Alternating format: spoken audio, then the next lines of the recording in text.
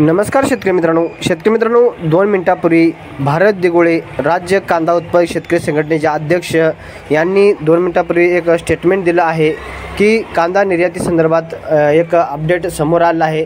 तर मित्रांनो, काय आहे अपडेट थोडक्यात आपण जाणून घ्यायचा प्रयत्न करूयात आणि निर्यात ही कधी सुरू होणार आहे याविषयी त्यांनी माहिती दिली आहे। मित्रांनो, बांगलादेशमध्ये कांदा निर्यात होण्यासाठी जे भारत सरकार 20% निर्यात शुल्क लावणार आहे, यामध्ये एक अफवा शेतकऱ्यांमध्ये फिरवण्याचं सध्या सुरू आहे। हे अपडेट चुकीचे आहे आणि याच्यावरती कोणीही विश्वास ठेवू नये असे भारत सरकारकडून कोणतेही निर्यात शुल्क लावले जाणार नसल्याची माहिती आज केंद्र सरकारकडून देण्यात आले आहे।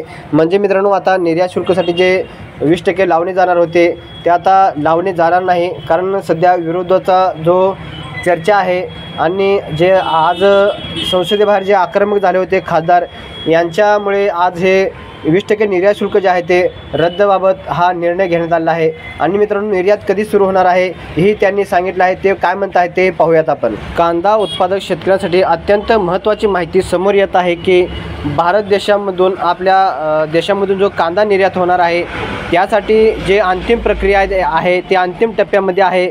मित्रांनो, भारत दिघोळे यांच्या माध्यमातून सांगण्यात येत आहे की भारतामधून कांदा निर्यात जे होणार आहे ते अंतिम प्रक्रियेमध्ये टप्प्यामध्ये म्हणजेच 15 ते 16 ऑगस्टचे पर्यंत जे बॉर्डर आहे आपलं भारत देशाचं ते बंद राहणार आहे। कारण आपला भारत देश स्वतंत्र दिन असल्यामुळे 2 दिवस हे बॉर्डर जे आहे ते बंद राहणार आहे।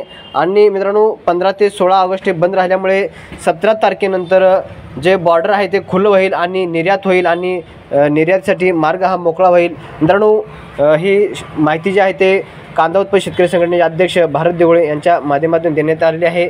मित्रांनो, याबद्दल तुम्हाला काय वाटतं कमेंटमध्ये नक्की सांगा। आणि मित्रांनो, काल आपण जे अपडेट दिलं होतं त्याबद्दल आपण दिलगिरी व्यक्त करतो। भेटूयात मित्रांनो नवीन माहितीसह। धन्यवाद।